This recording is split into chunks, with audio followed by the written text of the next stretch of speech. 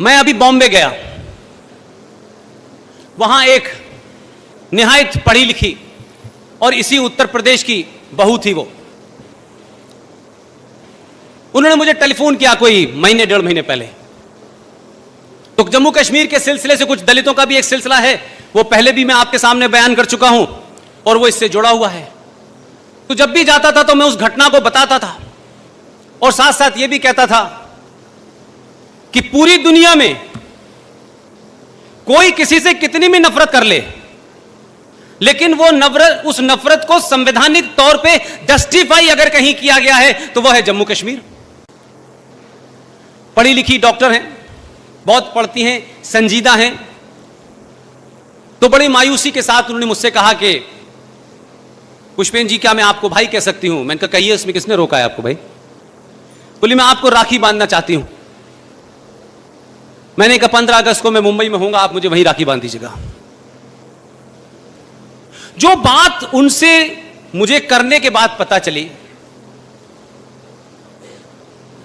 शक मुझे हल्का सा था, लेकिन क्योंकि वो ज्यादा किताबें उन्होंने पढ़ी, क्योंकि उनका वो एरिया है, उन्होंने कहा पुष्पेंद्र जी, मेरी एक मुहिम चल रही है, मैं आपसे उसमें मदद चाहती हूं। मैंने कहा समाज के किसी भी ऐसा काम जिसमें समाज जुड़ जाए, आप रात के 2 बजे भी कहेंगी तब भी मैं हाजिर हो जाऊंगा। जो इंपॉर्टेंट बात है जो मैं आपके सामने कहना चाहता हूं, अगर किसी को दिल को चोट भी लगे तो मुझे माफ कर दीजिएगा, क्योंकि इसमें मेरा कोई हित नहीं है, मेरा कोई एजेंडा नहीं है।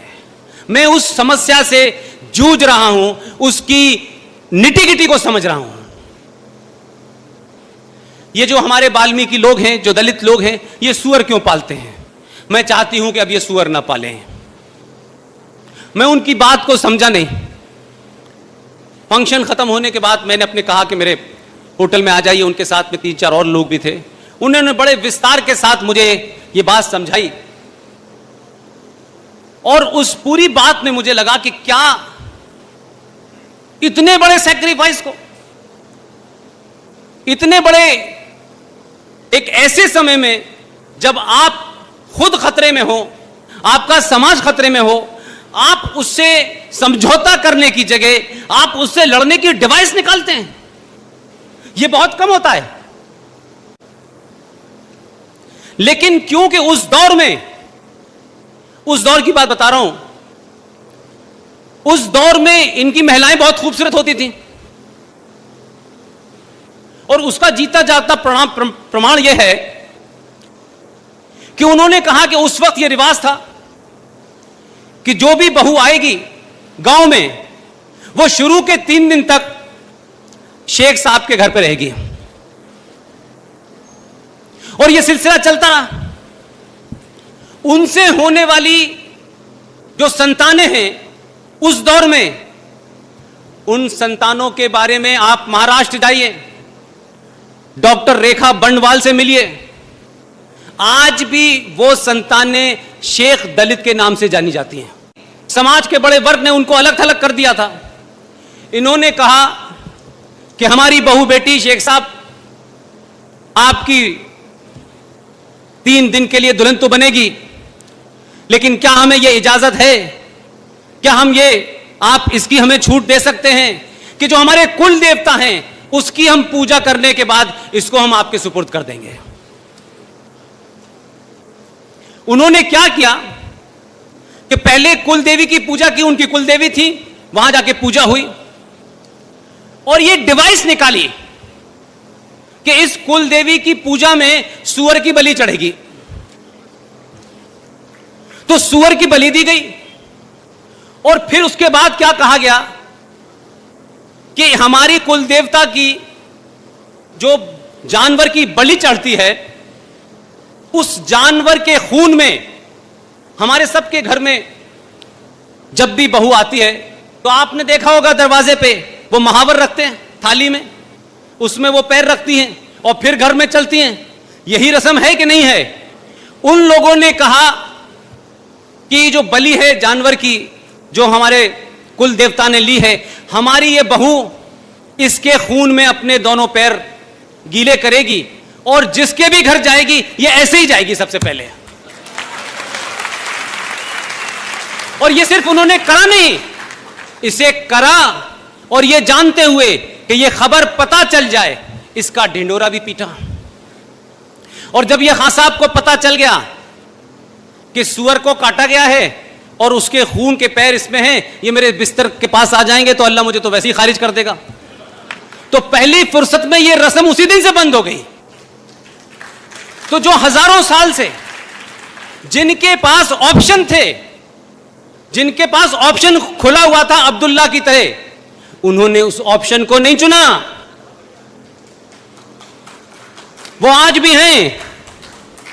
और जम्मू कश्मीर की घटना का जिक्र करते हुए मैं बात अपनी साबित करना चाहता हूं कि वो खून खत्म नहीं हुआ है, वो सोच खत्म नहीं हुई है। 1957 की घटना को रेफरेंस में बता रहा हूं, आप लोगों को बता चुका हूं, और उस संदर्भ में मैं क्या कहना चाहता हूं, यह मेरा पॉइंट है।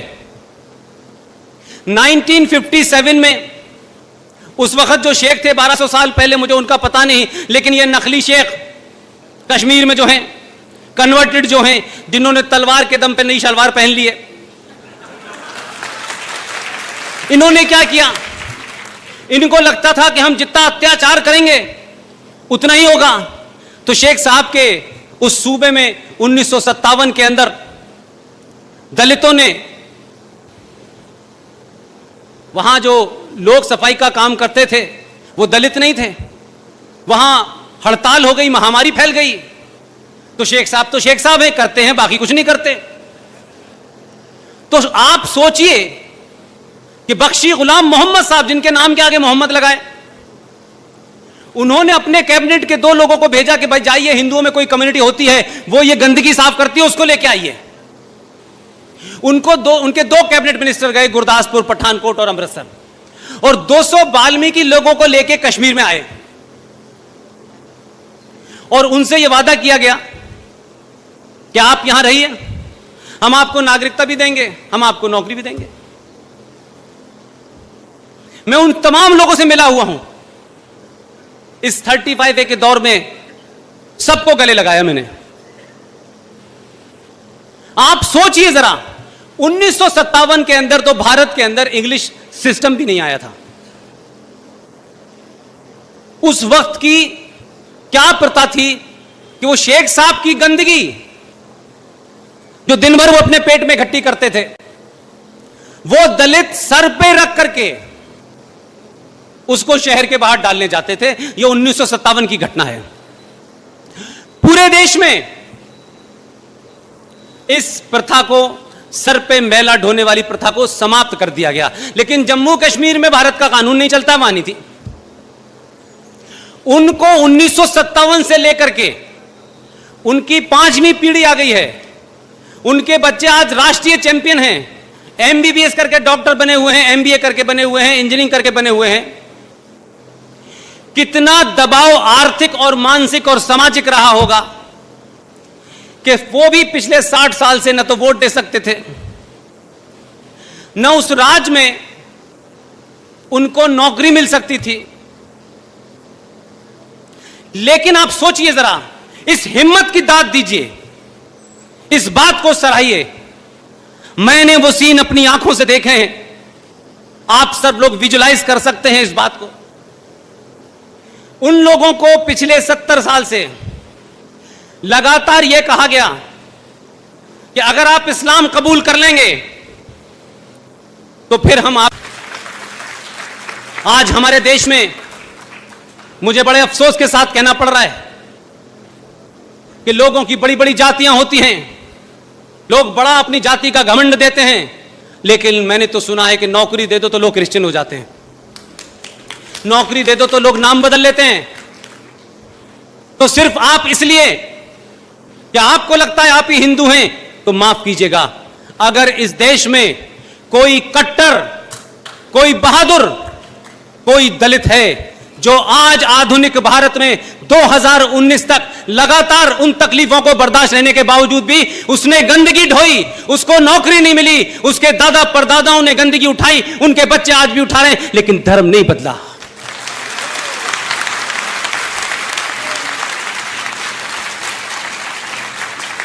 इसलिए मैं आपसे कहता हूं, प्रकृति भी और जिसे आप भगवान कहते हैं, वो मौका जरूर देता है आपको। ऐसा नहीं है कि मौका नहीं मिलता। यह तो ऊपर वाले की ताकत और आपका पुरुषार्थ और इस देश के लोगों को सही समय पे सही चीज याद आ गई। नहीं, इतिहास का ये जो घड़ी है ये भी वैसे ही चला जाता जैसे पटेल जी के समय चला गया था। लिहाजा मैंने कई जगह कहा लोगों से कि कुछ नहीं कर सकते भाई। इस देश में एक बात आप याद करके रख लें, किसी भी जाति के आप हों, आप अगर अपने परिवार में अपनी बेटी या अपनी बेटे को इग्नोर कर देंगे, उसको यह एहसास कराएंगे कि तुम महामूर्ख हो, तुम्हें कुछ आता नहीं है, तुम चुप बैठा करो। आज आप 8 साल के बच्चे से जरा कह के तो देख लीजिए ये बात। समय बदल गया, हम सबको बदलना है। इसलिए ये जो बार बार रफीक साहब के घर जाकर के सेवइयों की ईद खाने जाते हैं, मैं कह रहा हूं कि रफीक साहब के घर जाएं, ईद की सेवइयां खाएं या ना खाएं, लेकिन हफ्ते में दलित के घर का पानी जरूर पी के आएं। आप उनको नौकरियां दे दीजिए, ये तमाम सारी चीज हैं, लेकिन इंसान की एक भूख होती है, उसको नौकरी और पैसे से ज्यादा उस समाज के अंदर इस बात की कुंठा रहती है कि मुझसे क्यों नहीं गले मिलते, ये उनसे क्यों गले मिलते हैं, मुझ में क्या कमी है। वो हमेशा आपको दूर करेगी। उनको नौकरी नहीं चाहिए, उनको पैसा नहीं चाहिए, सिर्फ एक बार गले तो लगाइए। ये 22 करोड़ लोग जो आपसे अलग हो गए हैं, जो जय भीम और जय मीम के नाम से अलग हुए हैं, यही आपकी ताकत है। सिर्फ गले लगाइए, साकी सब ठीक हो जाएगा। आपको इसके साथ साथ मैंने इसीलिए कहा कि 1000 साल की गुलामी के रहने के कारणों पे जब आप चर्चा करेंगे, अकेले में करेंगे, सामूहिक करेंगे, तो ईमानदारी के साथ करिएगा। किसी पार्टी, किसी संगठन, किसी ब्राह्मण, ठाकुर, कायस्थ, इससे बाहर निकलिए। आपने अपने कारणों से अपने आप को कमजोर किया है। आपका दुश्मन उतना ही कमजोर था जितना आज कश्मीर में नजर आ रहा है, लेकिन आपकी अपनी गलतियों ने दुश्मन को मजबूत बना दिया। लिहाजा ये दो वो घटनाएं हैं कि जो 1200 साल पहले नहीं बने, वो 2019 में भी नहीं कन्वर्ट हुए, उनके लिए कितनी बड़ी बात है। वो 2.5 लाख लोग आज से जम्मू कश्मीर के नागरिक भी होंगे, उनको वही सैलरीज भी मिलेंगी, और जो केंद्र सरकार की फैसिलिटीज हैं कि वहां एससी एक्ट नहीं चलता था, ना तो एससी लागू होता था, ना एसटी लागू होता था विधानसभा में, अब वो भी लागू होगा। तो जो 84 सीटें हैं उनमें दलितों का भी शेयर होगा आज से।